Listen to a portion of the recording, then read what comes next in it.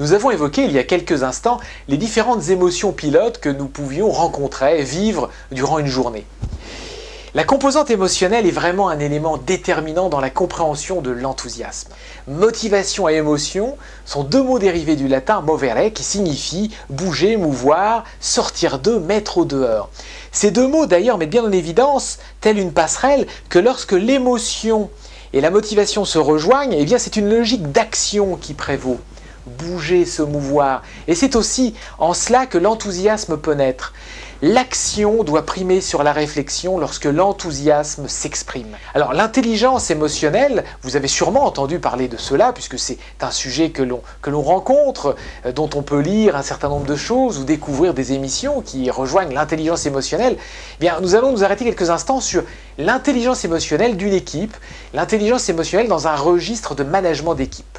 Alors différents travaux qui datent des années 80 maintenant, 90 pour certains, ont mis en évidence que le quotient intellectuel n'intervient que pour 20% parmi les facteurs qui déterminent le succès d'une organisation.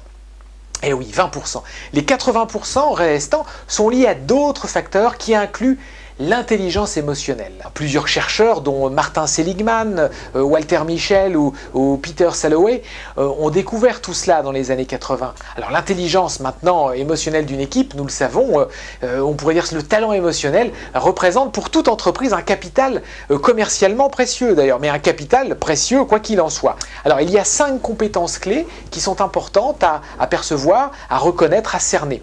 La première de ces compétences rejoint la connaissance de soi. C'est reconnaître tout sentiment quand il se présente. C'est aussi avoir cette capacité à avoir confiance en soi.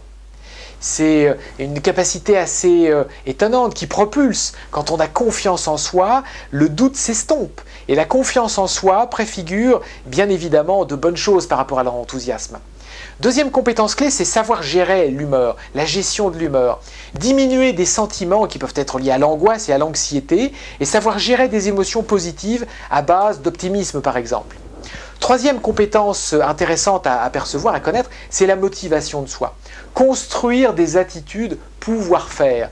Construire des attitudes qui vont amener à s'automotiver positivement dans l'action.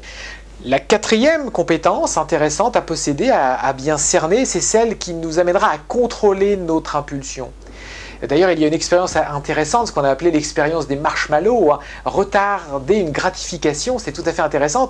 On a demandé à des enfants, dans 2 groupes distincts, s'ils préféraient, ces enfants, une boule de gomme tout de suite ou 2 dans une dizaine de minutes. Et on s'est aperçu d'une chose, c'est que la majorité des enfants voulaient tout de suite la petite boule de gomme et un faible nombre acceptait d'attendre en vue de posséder.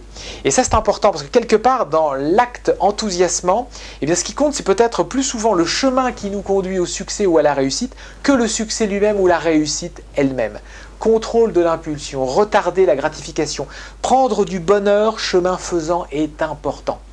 Et puis la 5e et dernière compétence clé par rapport à cette forme d'intelligence émotionnelle, c'est la capacité que vous avez à vous ouvrir aux autres, à se mettre à la place de l'autre très certainement, mais à s'ouvrir aux autres et à aller vers les autres. Et je pense que dans cet acte de s'ouvrir aux autres, bien évidemment, la communication est importante. Ces 5 compétences clés sont très fines. Vous pouvez vous y intéresser et je vous encourage à aller cerner autant que possible pour vous-même et pour votre équipe, bien sûr.